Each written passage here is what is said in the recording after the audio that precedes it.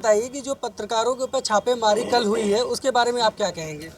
देखो, सबसे पहले तो जो भी कुछ देश में चल रहा है आईटी के, जहाँ जहाँ भी छापे पड़ रहे हैं, दैनिक भास्कर पे पड़े हैं या फिर उत्तर प्रदेश में भारत समाचार चैनल के विभिन्न स्थानों पर पड़े हैं, इसके लिए एक शेर कहना चाहूँगा कि बर्बाद गुलिस्तां करने को बस एक ही उल्लू काफ़ी है।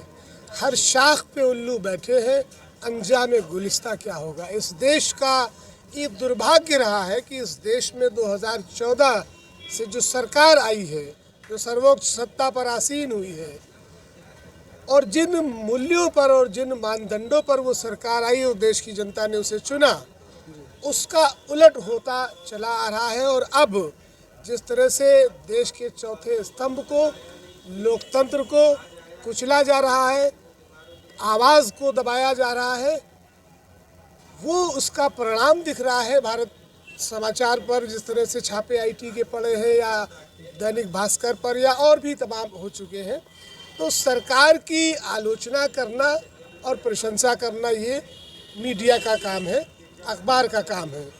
लेकिन जब सरकार गलत करती है और हम उसे दिखाते हैं तो सरकार तिलमिला जाती है।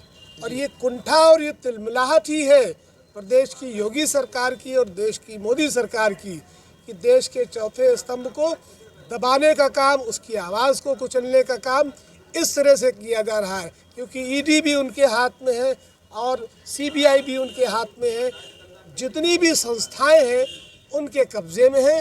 जैसे चाहे वैसे उनका इस्तेमाल करें।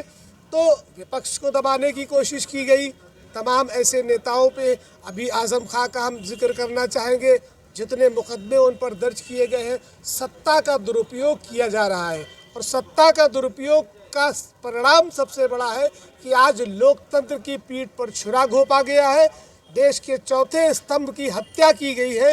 दैनिक भास्कर और भारत समाचार जैसे निष्पक्ष संस्थानों पर आईटी का जो जिस तरह से डंडा चला है या प्रहार हुआ है, जिस तरह से उनको परेशान किया जा रहा है, लेकिन कहा जाता है कि सत्य परेशान तो हो सकता है लेकिन पराजित नहीं।